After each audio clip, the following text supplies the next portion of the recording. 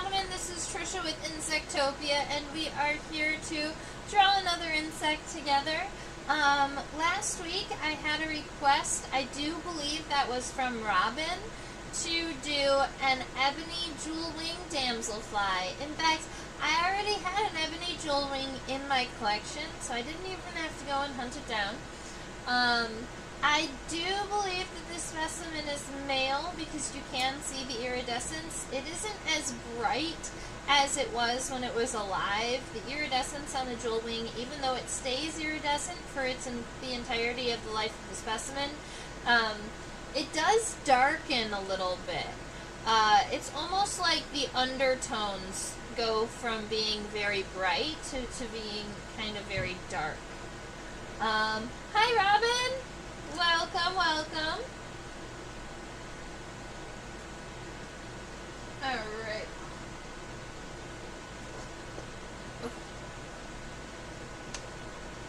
Got my pencils all started. Very good. Awesome sauce. Alright, so that's what we're looking at today. I'm going to go ahead and write the common name up on here, and then we'll get to the species name. So, Ebony Jewelwing.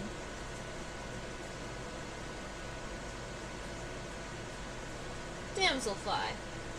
Alright. The species name on this damselfly is Calopteryx maculata, spelled this way.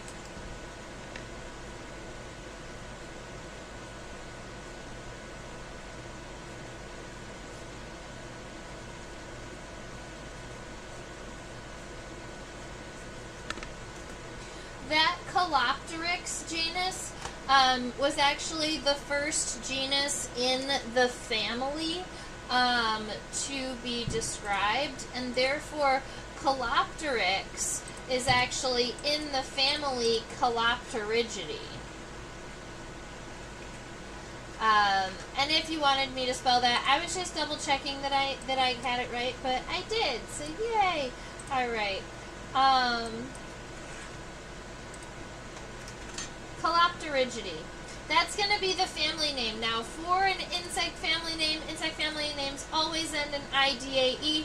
We love the scientific names, whether that's Calopteryx maculata or Calopterigidae, because those names are ones that, those are names that never change, and it doesn't matter what language you're speaking. So even people who are speaking French or speaking Spanish are still going to have this word Calopterigidae as their scientific name for the family. That's kind of cool. Common names change, but scientific ones don't.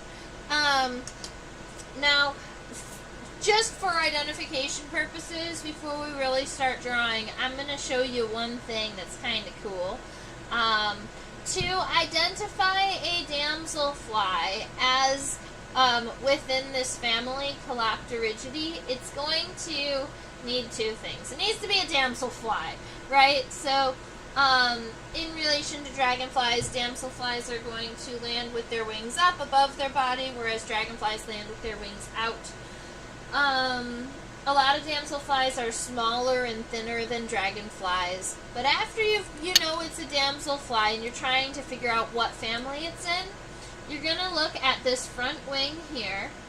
This part right here, where it almost looks like there's a Y up at the top and there's this line that comes down, that on the damselfly's wing is called the node. Alright, you're going to have almost like a series of veins that all kind of touch, and sometimes there's even a little bit of a divot in the wing. You can see that a little bit here.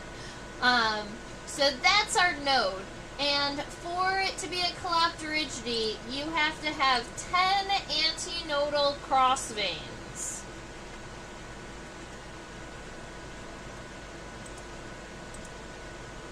I'm going to write this down and then tell you what that means. Alright, so you need 10 antinodal cross veins. Anti meaning before, so if you are looking before that node point, you need 10 veins that cross this line here before the node.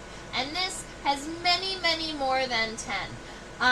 You need at least 10 to be in the family Calopterygidae, where this one is, and this one has a huge number of antenodal crossveins. And that is how we identify this insect down to family. Now, to get this one, the Ebony Jewelwing, down to species, it's honestly pretty simple. There are only 2 Jewelwings that live in the state of Michigan where I collected it, and the other one has spotting on its wings, and this one does not. So once I get it into Calopterygidae and you start looking around into those individuals, you get it to species pretty quick.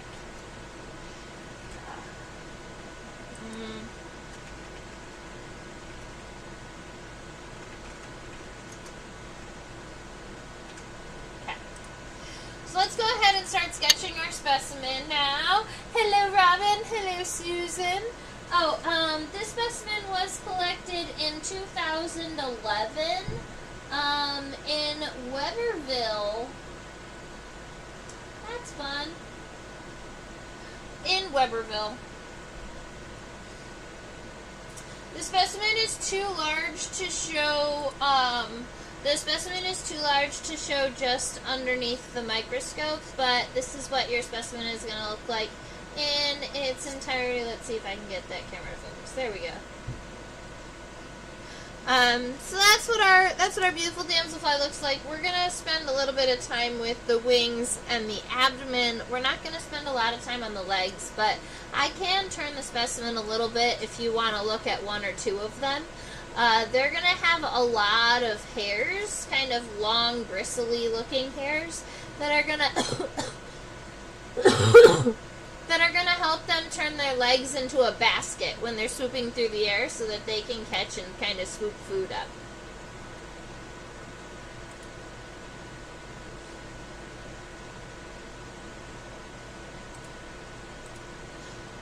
The other Jewelwing in Michigan is called the River Jewelwing. And it still has the super pretty metallic body, but instead of having the wings be fully dark, only the second half of the wings are dark. That is Calopteryx equabilis,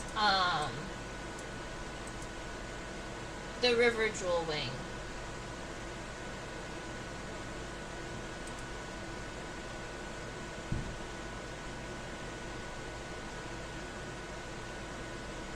Okay. So Susan is saying she regularly sees ebony jewelwings, but she doesn't see any other closely related species. This other one is going to have just dark wing tips rather than dark wings with its entirety. Alright. With sketching this individual,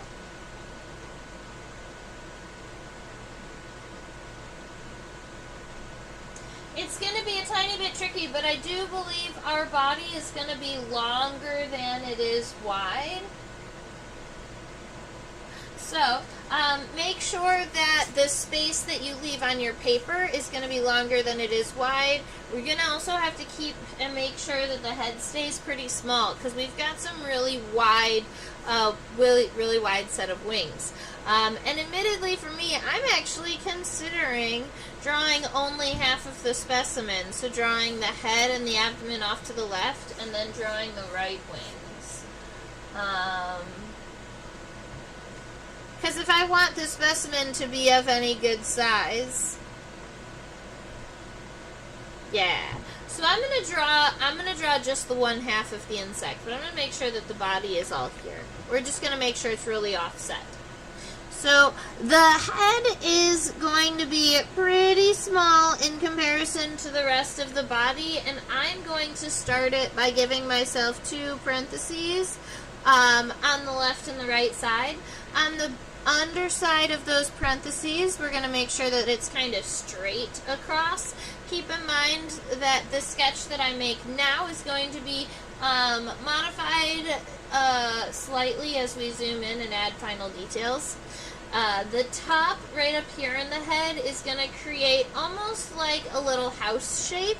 So I want the lines to go kind of straight up and parallel to one another, and then to give almost like the top of a house up there, kind of rounded out up at the front.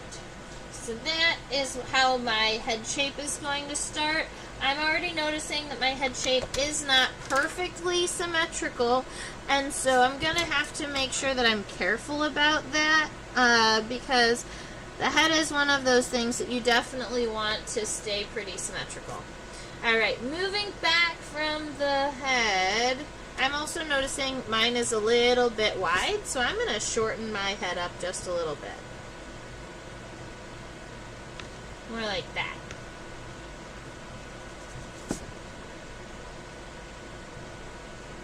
Okay. Moving back from the head, we have the thorax. Now, the thorax is going to start way up here where it almost looks like a neck, and it doesn't end until way back here where the last, where you can see the wings are connected. That's going to be the thoracic region. Right here, that's only the first segment of the thorax, and that's okay. We're going to create a really nice, thin first segment here that's going to be right about kind of square-shaped. And keep in mind, this is just a nice light outline so that we have somewhere to start. The next region of the thorax is a little bit wider, but it's not as wide as the head. So if you are getting almost as wide as the head, it might be a good idea to shrink this first section of the thorax. I've got to make sure I'm making my insect small enough. There we go. Now it's got those shoulders that are wider, but still smaller than the width of the head. And this is going to come down like that.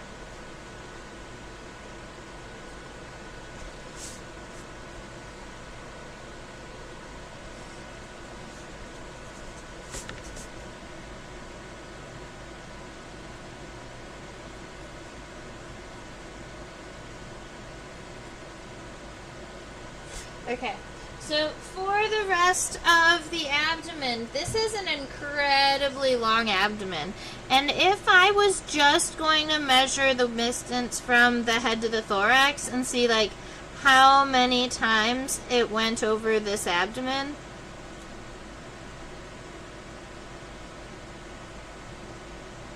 it's about 3.5. Let me see if I can get...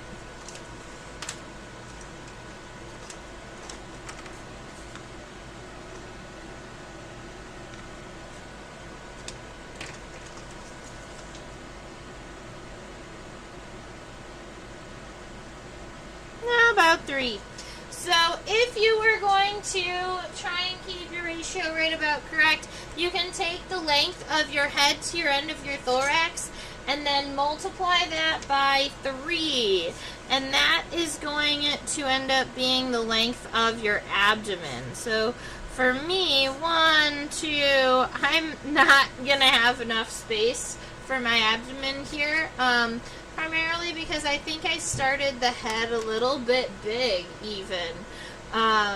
So I'm not that far along just yet. I'm going to really quick move this up just a little bit and make the head a little bit smaller and see if I can get this jewel wing on the paper. And I'm going to redo this really quick.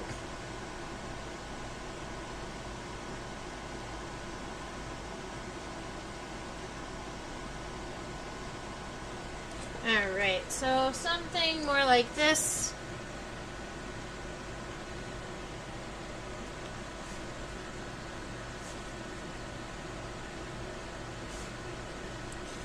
One, 2, 3. Yay, it fits.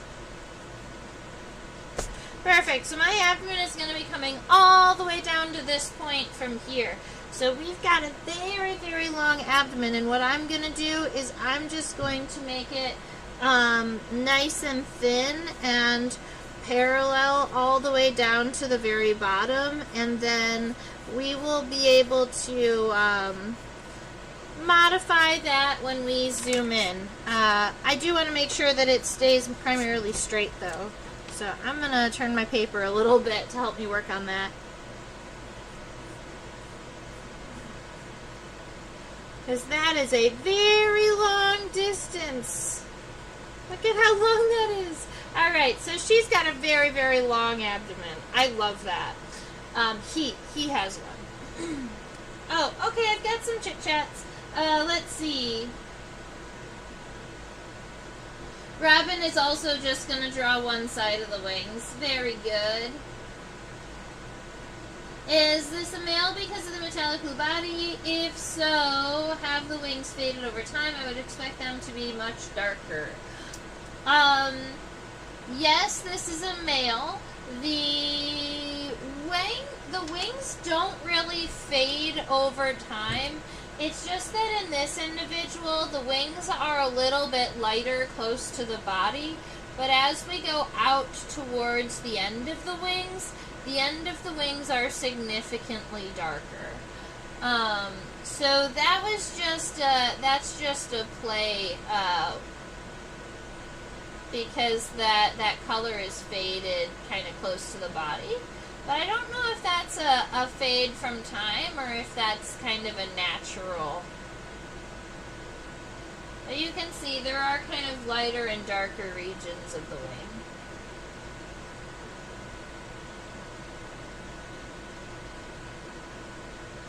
Alright, if we're getting these wings sketched out, the wings are not going to be longer than the length of the abdomen. They're going to be, I don't know how to describe that, kind of like 4/5.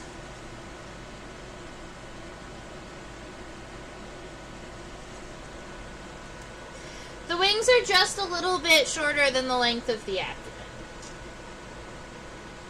So if you were going to measure the length of this abdomen here, kind of shorten it up and swing it over.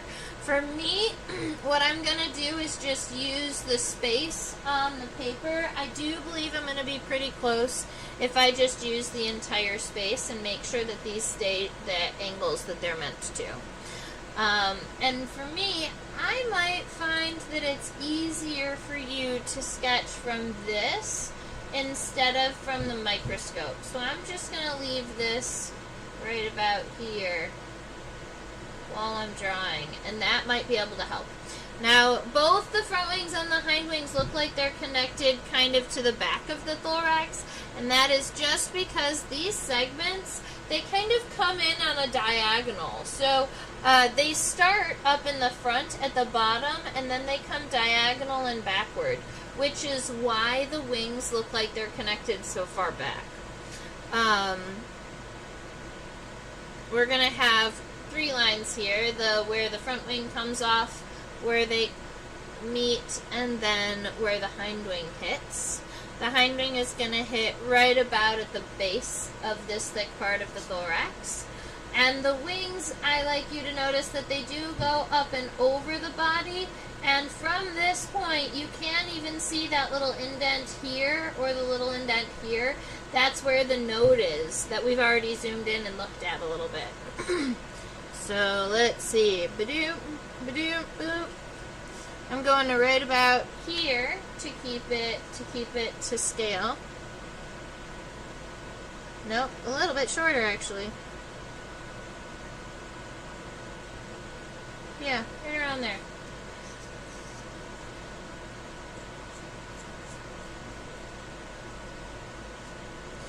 Okay. So I'm just going to create the basic wing without the node first, and then when we get to the nodes, we'll be able to kind of darken all of the thing and modify this wing. I am going to make sure that the tip is up in this direction, and then start to angle it back towards the center. For me, I prefer to draw wings from the body out rather than from the wing in. So once I get to a point where I'm turning around my pencil, I'm actually going to come back and I'm going to take it from the inside out. And I almost want the wing to be almost a little bit higher.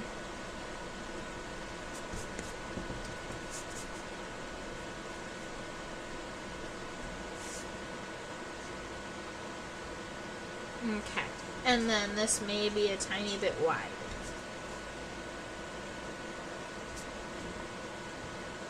Cool, front wing. Alright, as we are doing the hind wing, the bottom of the hind wings on both sides do make a straight line across. So this is going to kind of go straight, but then it separates when the front wing kind of starts to curve up. This one continues to go out straight, and it actually goes a little bit past where that front wing is. And you've got that nice kind of wide loop down here. But just like I said with the front, once I get about turned around, I'm going to start here and create this space. And that looks like this.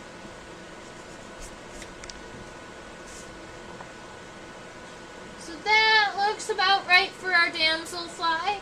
Keep in mind that length of that abdomen is about 3 times the head and the thorax combined. And then the wings are just under the length of the abdomen. Alright. Let's get back to the microscope. Oh, let's see. I have some questions. Robin is curious if we had measurements.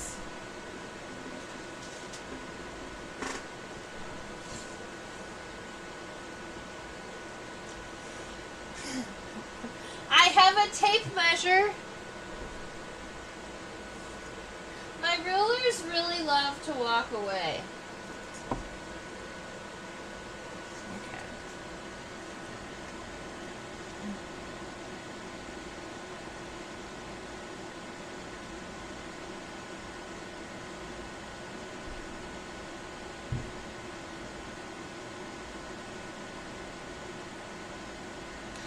Looks like 1 inch and 5/8 long.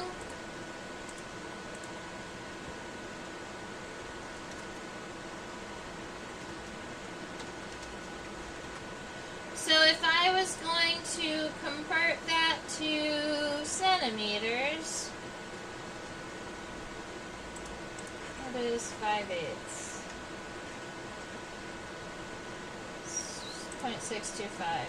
1.625 inches to centimeters. We're looking at 4.13. That's rounded, but 4.13 centimeters long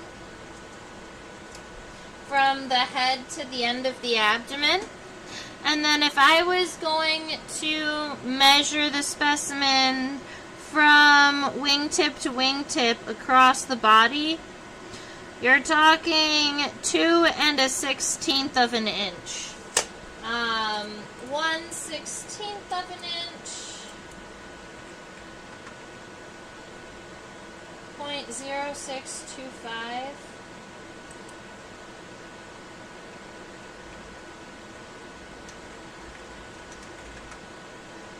That's about 5.23 centimeters in wingspan, or 5.24.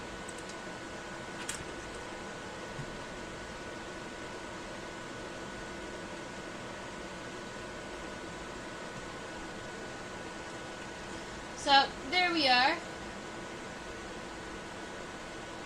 It kind of feels strange seeing a damselfly with its wings spread. I agree. It feels a little weird because it's definitely not it's not a natural position for one.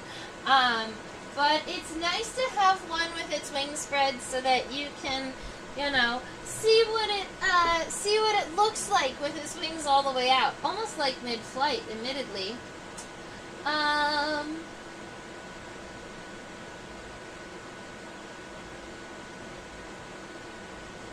I think the females are also metallic, but they have white spots by the apex of the wing.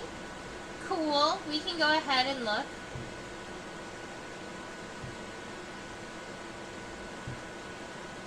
The microscope light tends to make things look a little bit lighter. Yeah, that makes sense. Perfect. All right, I am all caught up with chat. Sorry that took me an extra minute, but we are all good. And we've got our light sketch going. So now we get to do the zooming in part. So we're going to go ahead and zoom in on our specimen and see what kinds of features we can sketch right here onto the head.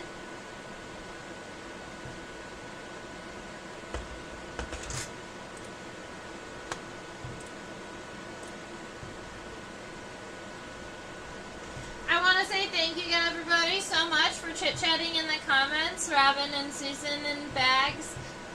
Love seeing you. I don't know what YouTube is doing with these little crowns, but I think that they're cute. Oh, Facebook or YouTube has decided to give out top fan stuff.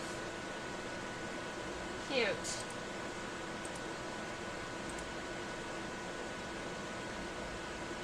Okay.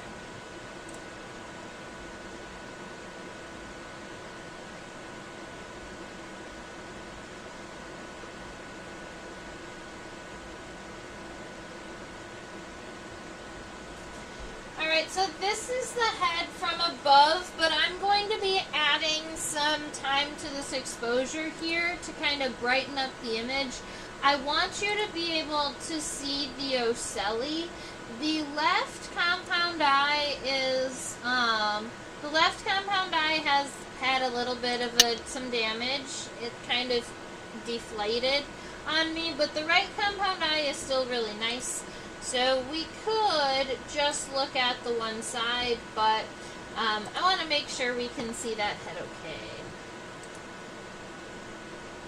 Alright.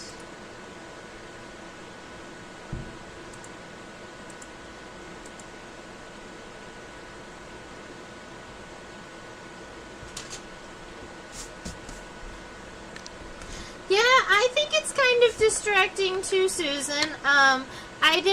It wasn't something that I set, it's just something that YouTube decided to do. Aw, why thank you, Susan. Alright, now I'm looking at this head here. We're going to finalize some of these details. I do know that I want the width of my head to stay very similar. And now looking in on it, I think I'm going to have to make these compound eyes just a little bit bigger. So I'm going to erase that top to give me space to do that. And maybe even just the edge of the head here. So I'm going to aim for that space, and I left a little bit of a shadow so I can see where I'm aiming for. But I want to create a straight line down and then a nice bulbous compound eye going over. Ideally, in this case, I'm going to attempt to stay on that line.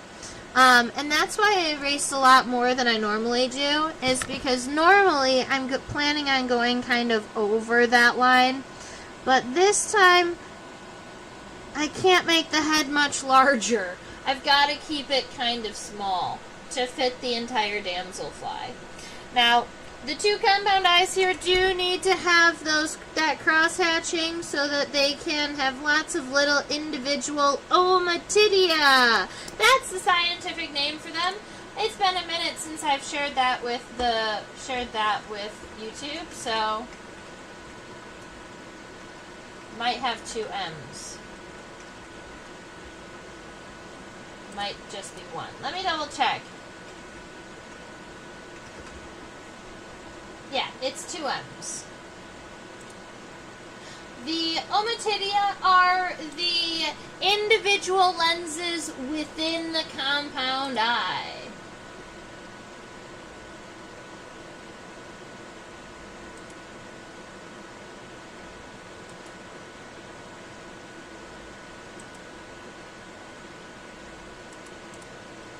Let me see if I can just get rid of it.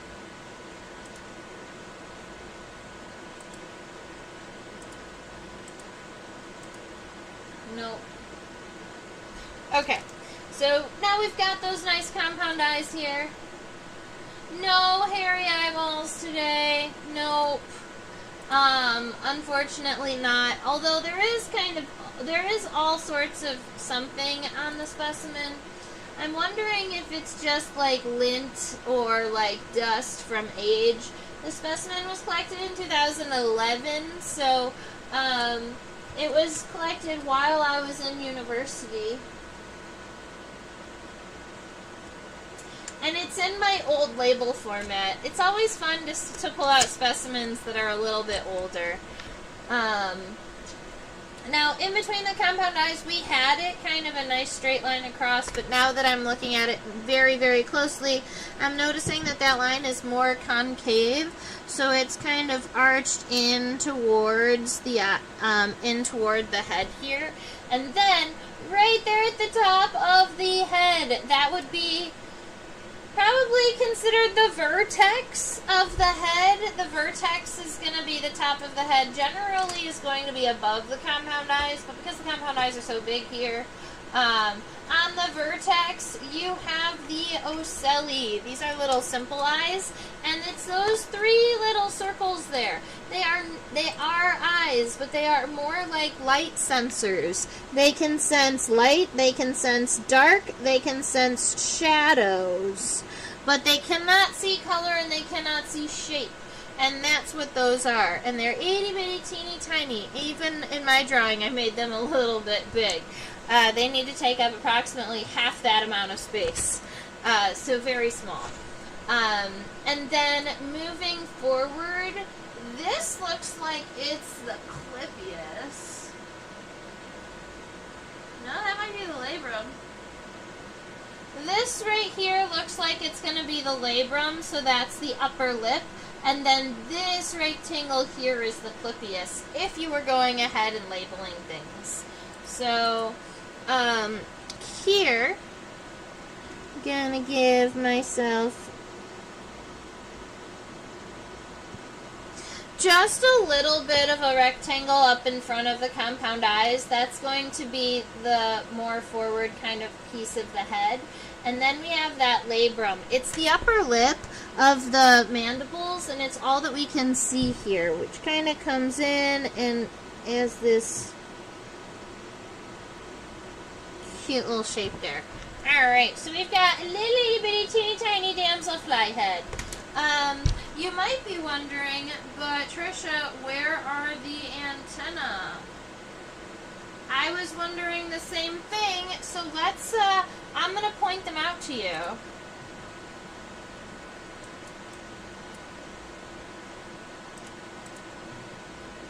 This is where they are. I'm going to see if I shift the focus just a little bit, if it'll be a little, if I can get specifically those antennae into focus a little bit.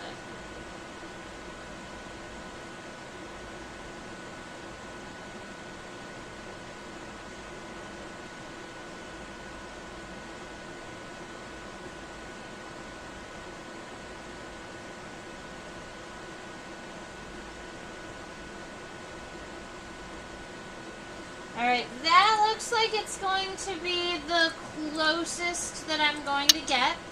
And the antenna is that really, really thin segmented piece. So this right here, it's connected here and it comes this way. We've got 1, 2, what looks like 3 segments. That's the antenna.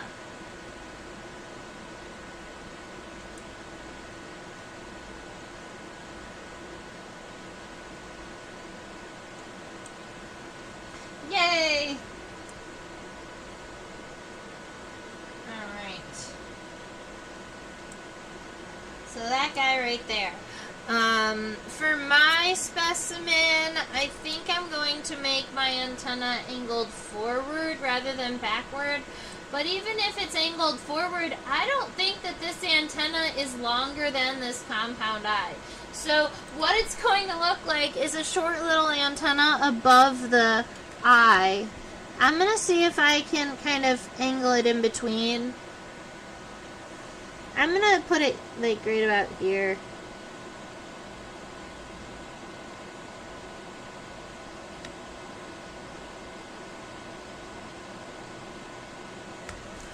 So I put my little antenna there, coming kind of off the side.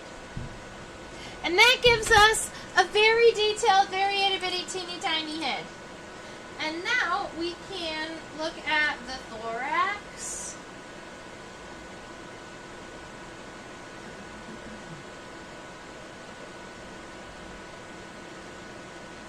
Let me go back to auto exposure so that not everything is overexposed. Zoom out just a little bit so we can see more. Perfect.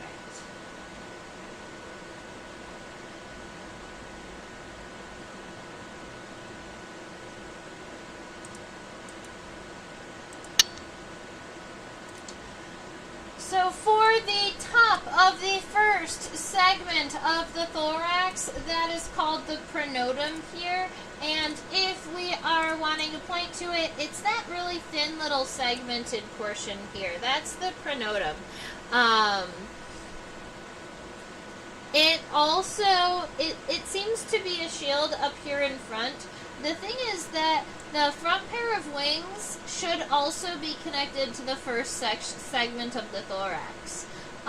So I'm wondering personally what's up with that, because it seems to me that the end of this segment is right here.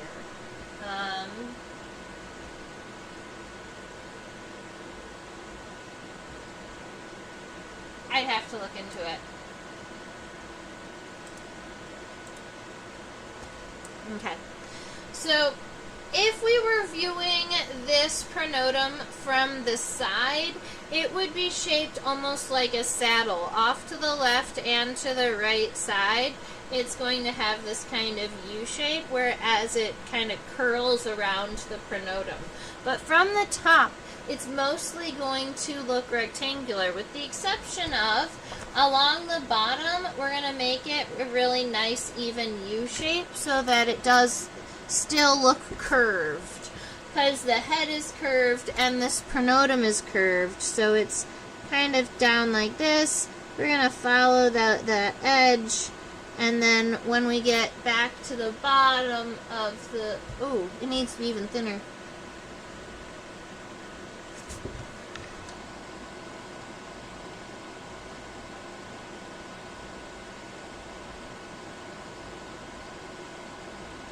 Okay, so we've got a little itty bitty pronotum now, and it's nice and curved. Needs to be a little bit more U-shaped, it looks like. Very good.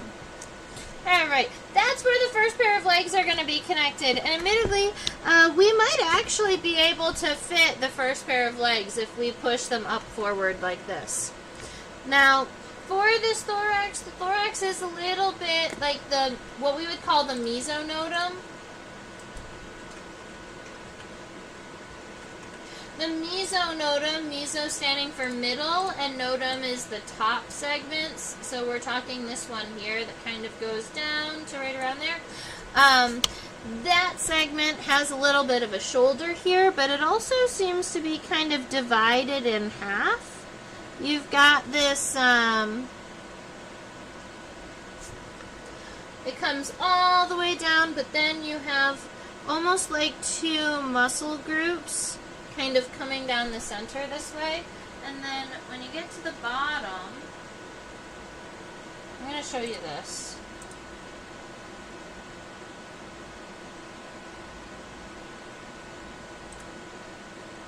There are 7 people hanging out with us right now. I just want to say thank you for being here and checking out this Damselfly with us together. And if you're enjoying, go ahead and press the like button so that we invite other people to join us too. Alright. I'm going to add a little bit of exposure time and see if I can brighten this up a little bit. It looks like that's not going to happen. So what I'm going to do is I'm going to rotate this specimen, because I'm trying to show you something. There we go.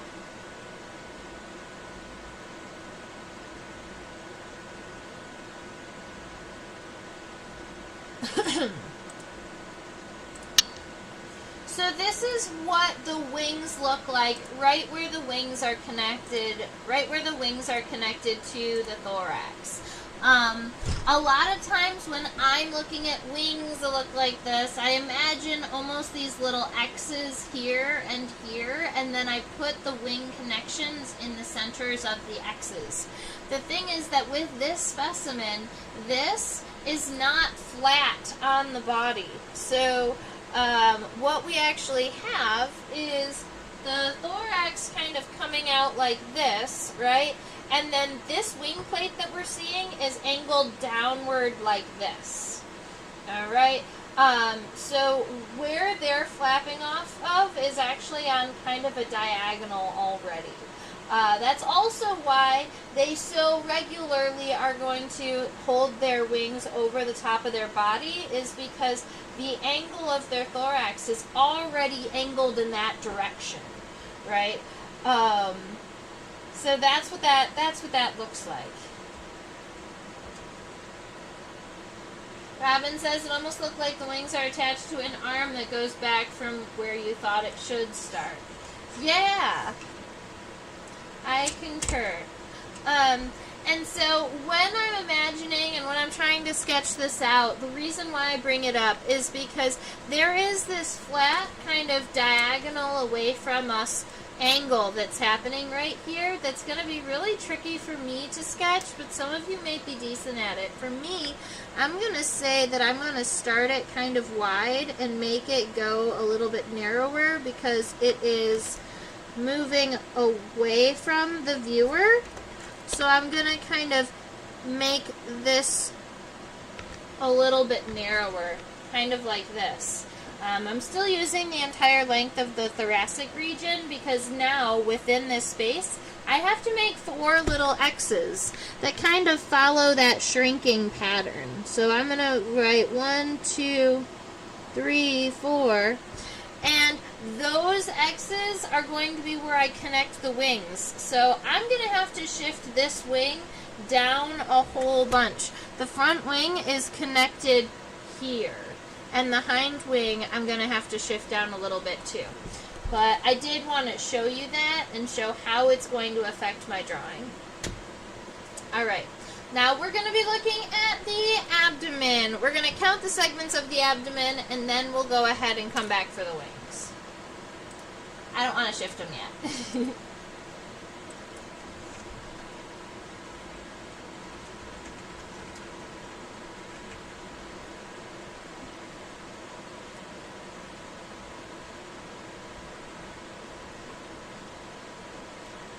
Alright, let's do our best at counting some of these abdominal segments. That's going to be 1, 2, 3, 4, 5, 6, 7, 8, 9, 10. Down there in the little ones. Let's see. 1, 2, 3, 4, 5, 6, 7.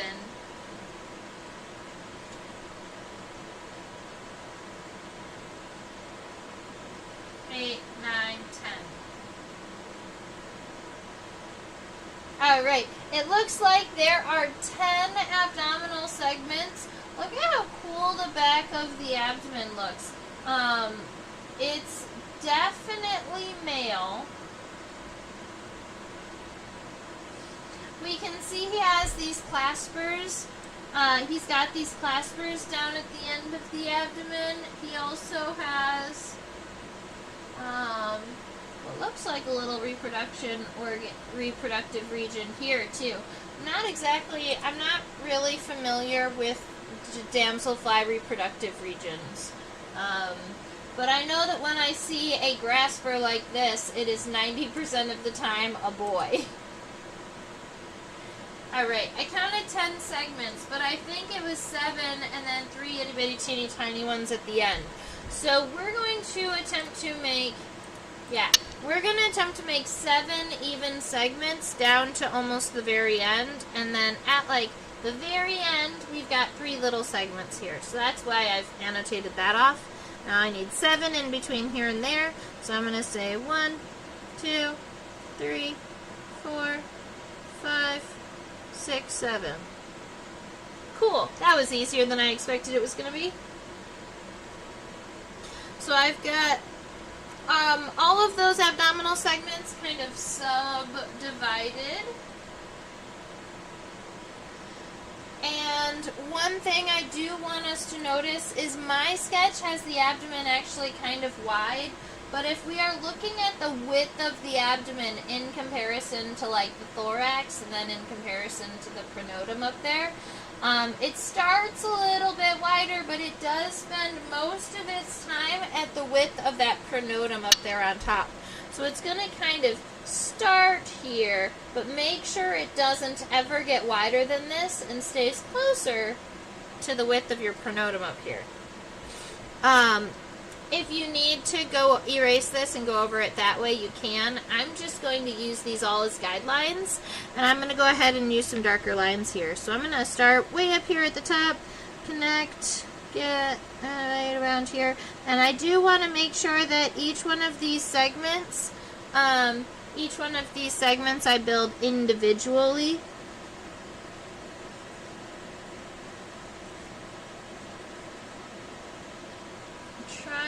Keep these more even, but they did not come out even, so we're going to try again.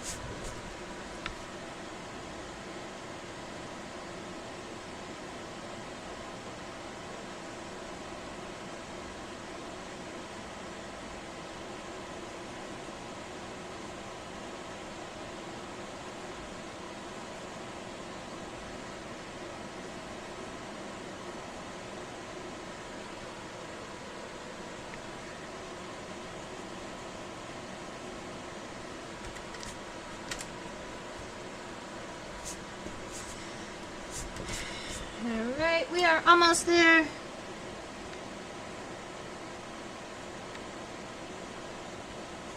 That is 1, 2, 3, 4, 5, 6, 7. Now we've got these 3 little segments at the very, very bottom. So, if we're following these back,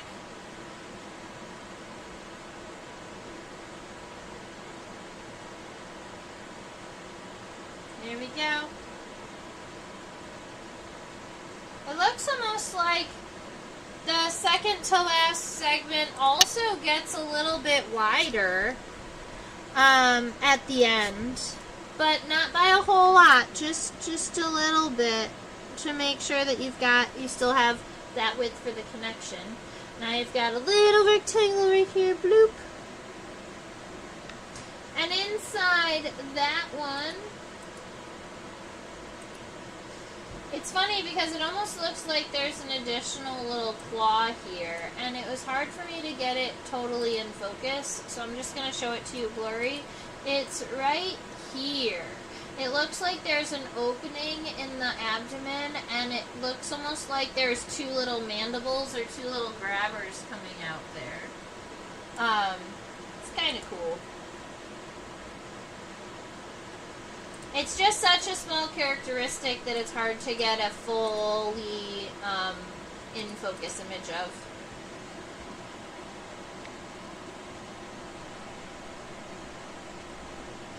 Nine, 10.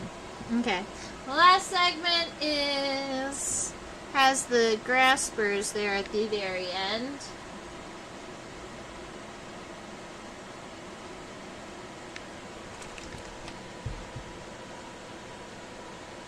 Two on the outside, 1 pokey on the inside.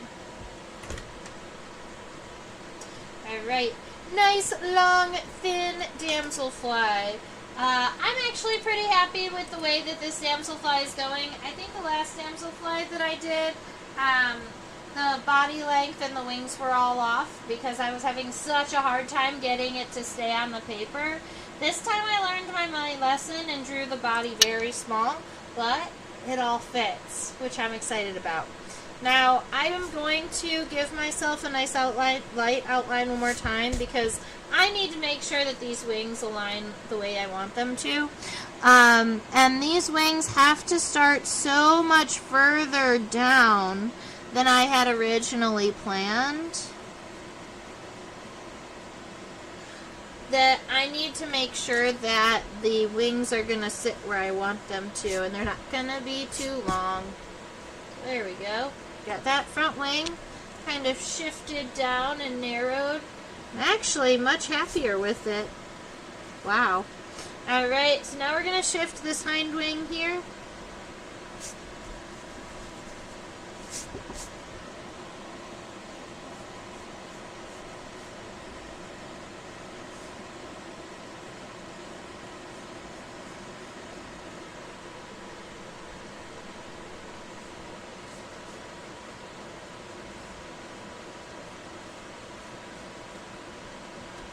Okay.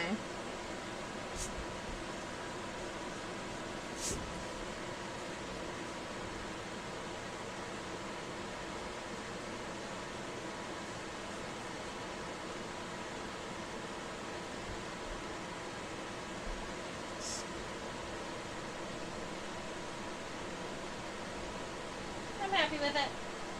All right.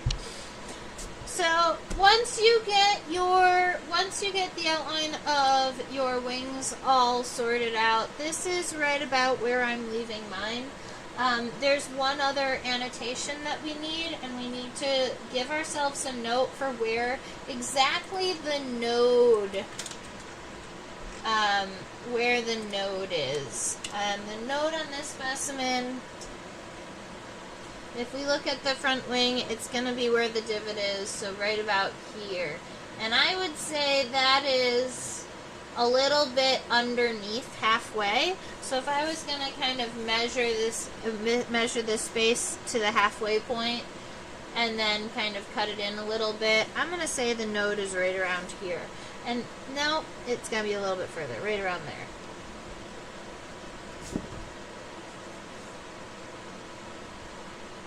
Yeah. Alright.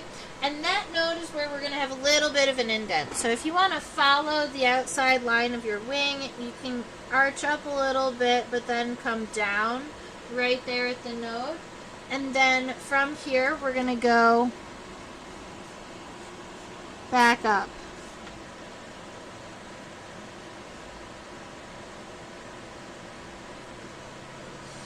Okay. And I like to go from the inside out.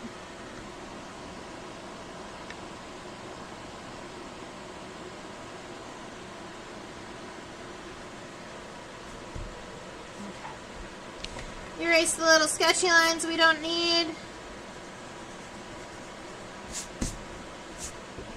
Finish the hind wing. The hind wing might need to be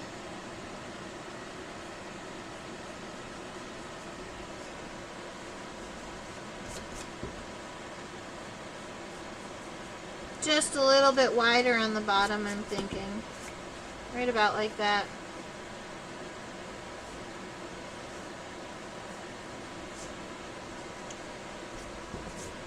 Okay.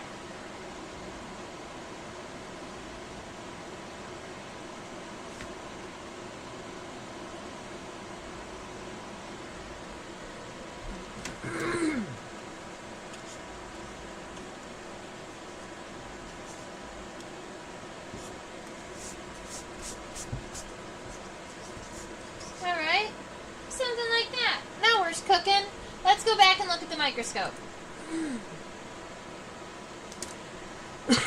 So, like we mentioned with damselflies in this family, which is Calopterygidae, we have 10 antinodal cross veins.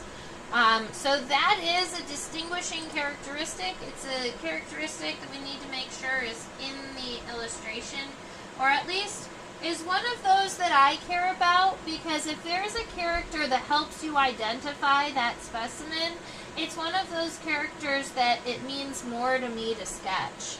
And so right here at that node, we're going to have this little bit of a, almost like a left arrow. It goes boop, boop. It's angled right here. And so we have this little bit of a left arrow here. Or maybe a less than sign. And then this bottom line goes all the way down to the base.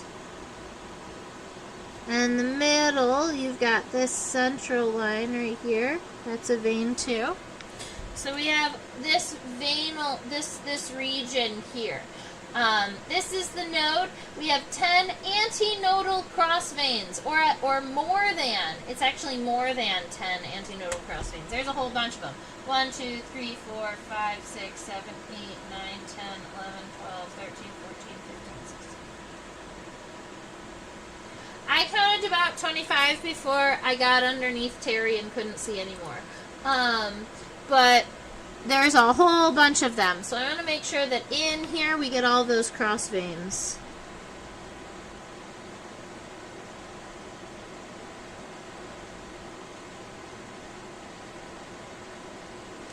And if it's okay if you don't know the exact number, just make sure that in that space there's more than 10. Now the rest of the veins, they don't matter as much. So for me, you can always kind of sketch them a little lightly.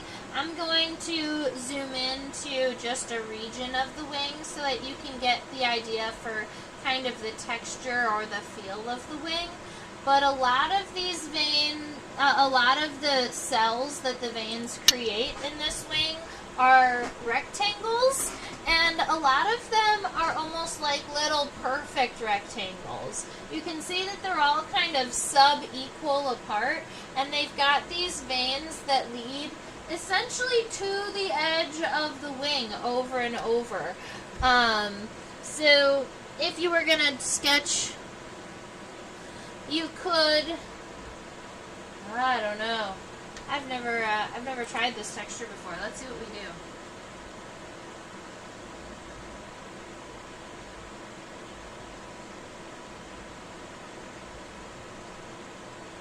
It's so cool. Look at how the cells at the very, very edge of the wing are like half the size. The cells don't really split and get weird until the very edge of the wing. That's cool. I'm just going to create a whole bunch of longitudinal veins that are going to go along the length of the wing, kind of like this.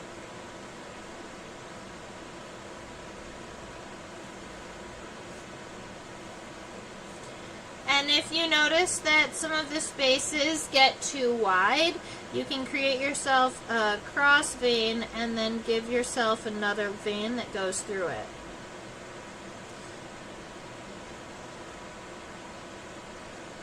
And then, so I've got something like this where I've got all of the long veins, and then you can go back through and add all of the little crosses that are going to make it look like a whole bunch of rectangles all the way down to the base.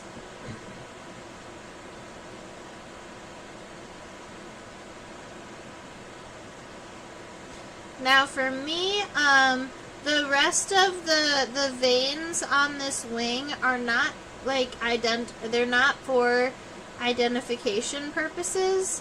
So for me, it's okay for them to be a little bit lighter and a little bit kind of less perfect. The goal is just to get the vibe for the wings in my case. In this case. Alright. And then the hind wings are pretty much the same. The hind wings also have those that cross vein. It also is going to have a node right about in the same place. So if you wanted to create that little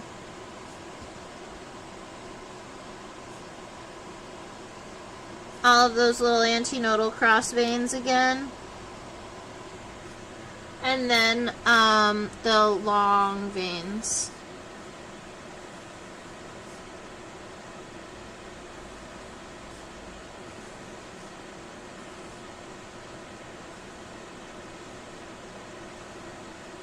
And then all the little crosses, the little rectangles.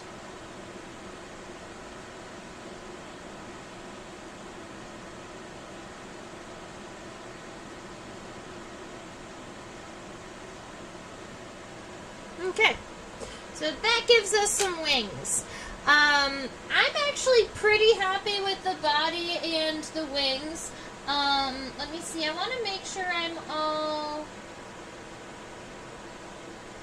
Sometimes when you're holding the damselfly, it is out of frame for us. I'm sorry about that, Robin.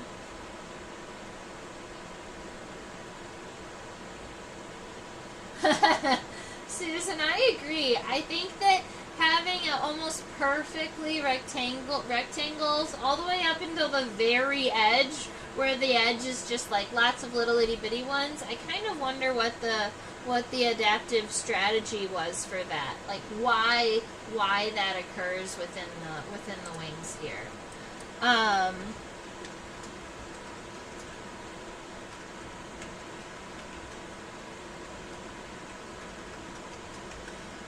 So we're going to go and look at the legs, and you can tell me how you feel about sketching or drawing them. For me, I'm actually okay with not putting them on my drawing, but if you want to look at them or see them, or I can draw them if you would like.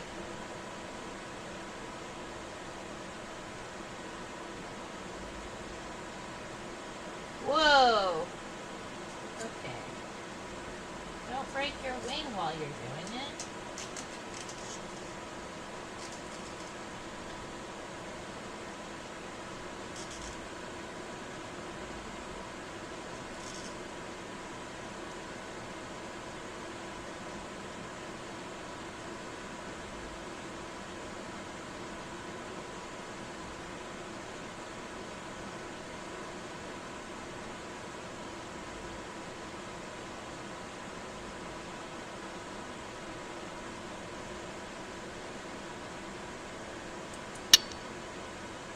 Okay, it's really hard to put this specimen on its side because its wings are so long that if I try and put it sideways, its wings want to be past the length of my styrofoam.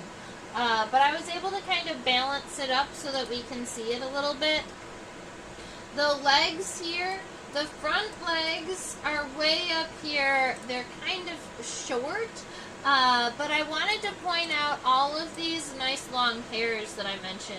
They almost look like long kind of bristly hairs, and those are what the damselfly is going to use to make its basket. So its front pair of legs kind of sit like this, and then those middle and hind legs sit more like this and this. So if you've got 3 legs and they all have bristles and they're sitting in this pattern, then you have the ability to swoop through the air and catch your food in your arms and just nom nom it. So that is so that's pretty nifty in that case. Susan mentioned the arrangement of the long veins produces a lovely effect of a folded fan, and wonders if that reflects how the wings were crumpled before eclosion. I think that, I mean, it could have something to do with the way that the damselfly's wings were kind of curled up within the wing buds.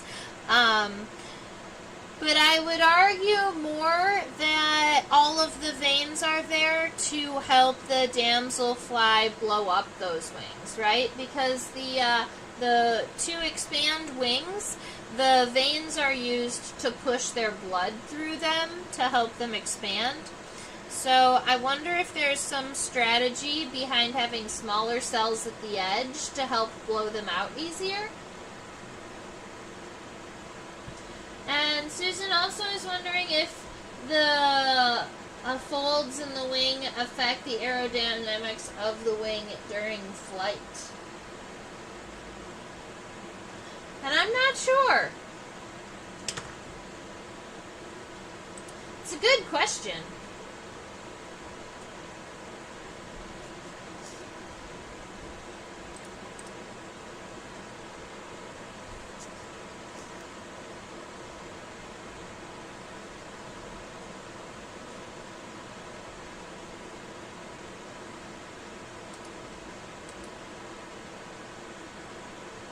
Alright, I wanted to make sure that the damselfly was at least one more time within the view, because I know that Robin mentioned that I was accidentally holding the damselfly outside of the viewing window.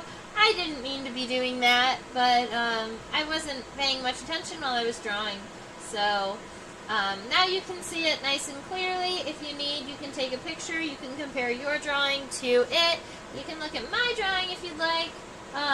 I think that I have some space to practice on making sure some of these lines get a little bit more straight. I'm going to have to work on that. But the overall size of the damselfly, look at that. I'm actually pretty happy with the with my ratios this time.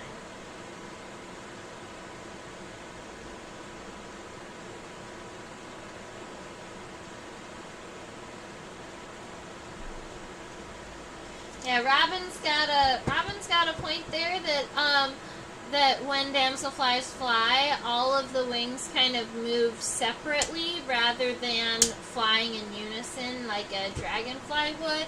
They also rotate a little bit, like they have this kind of motion while they fly. But I don't know how the wing veins would or would not affect the flight patterns.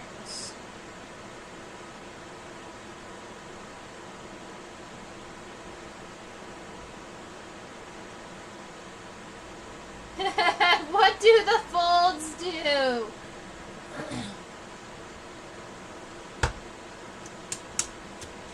I don't know.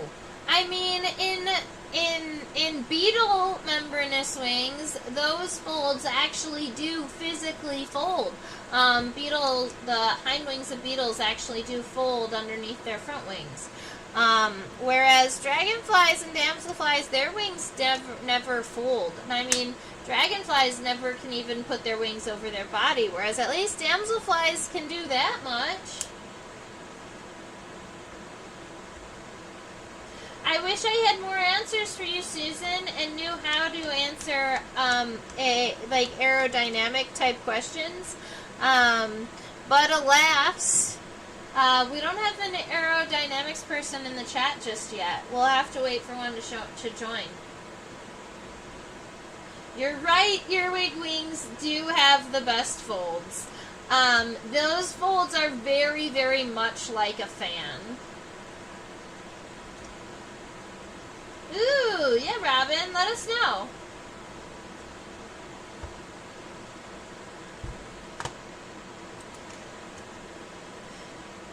Alright, so...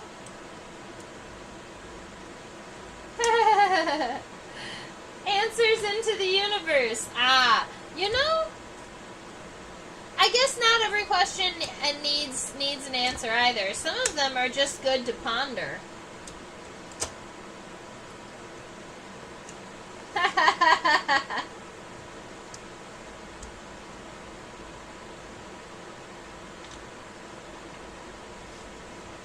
Well, here's the thing with flight in these insects.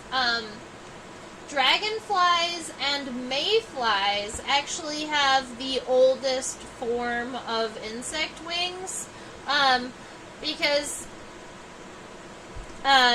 they can't fold, and the way that the musculature system works.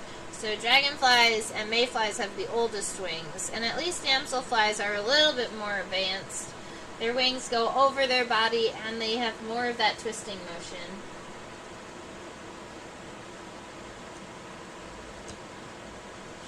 Alright, I do want to let everybody know that there will be no live stream next week. And... What? Oh, okay. There will be no live stream happening next week, because I'm going to be on the road. And, so the next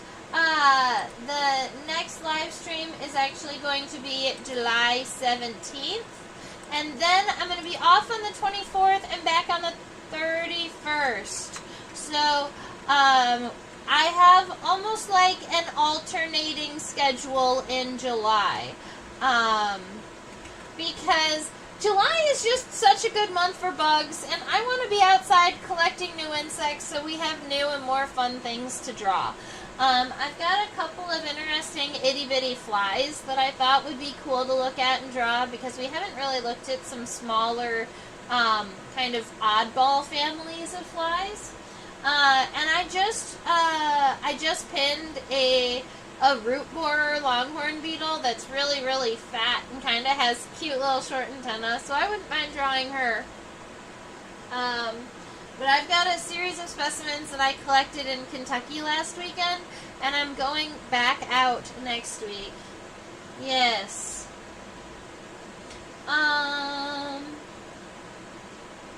Bags is looking to see the mouth parts. Yes, we can look at and see if we can see the mouth parts.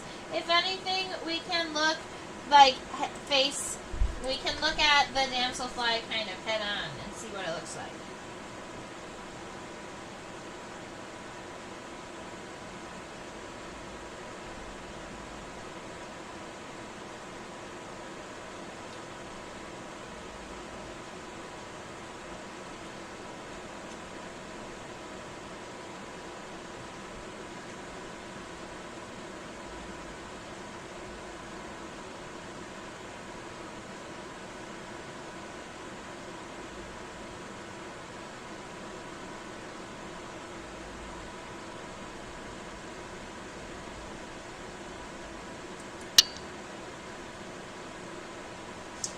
Alright, so for these mouth parts here, they are pretty tricky to see, but this,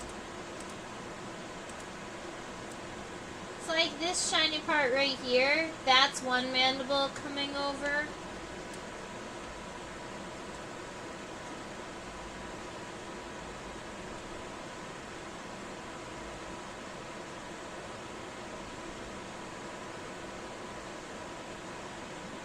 Is that a mandible?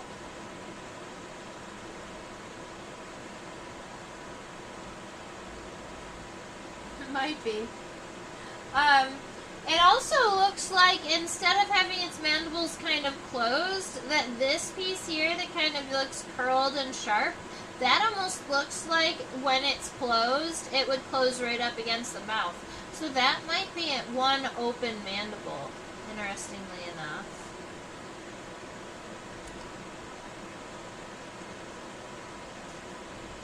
Maybe if we view the mouth parts from the side, they'll be a little bit easier. Let's go look.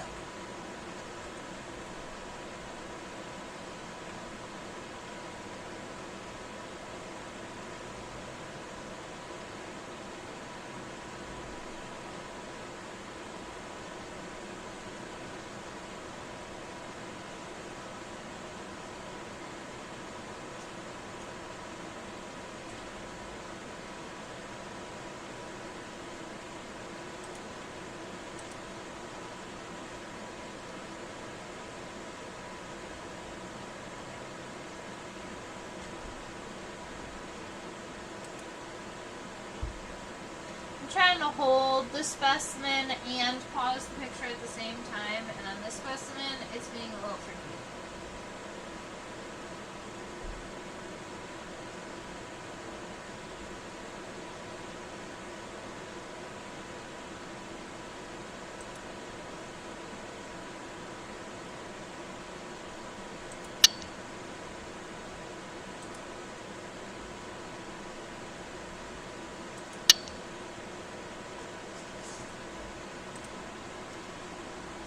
Alright, so we've got the mandibles, they're right about here. It's just because the head is so dark, it's going to be really hard to see them. But that's what our mouth part looks like. I did my best. Robin, thank you so much for that. I will have all of the fun times collecting, and I hope to come back with lots of fun stories. Alright, so I want to say thank you everybody for hanging out today for drawing the Ebony Jewelwing Damselfly, Calopteryx maculata. This is what my drawing looked like in its entirety. I know some people like to see that on the front camera, so there you are. I teach on a platform called OutSchool. If you want the link, it's in the doobly-doo below. This is a reminder to make sure you subscribe to the channel. Those of you who are chit-chatting, I want to already say thank you so much because you are already subscribed. That is Robin and Susan and Bags. And I believe one other person was chit-chatting in the beginning, right? No, just Robin and Susan and Bags today? That's alright. So, thank you very, very much. And for those of you who want to chit-chat in the chat box, just make sure you subscribe and hit that little notification bell to let you know when I go live. That is a link to my PayPal. It is just a way that you can tip me for the class.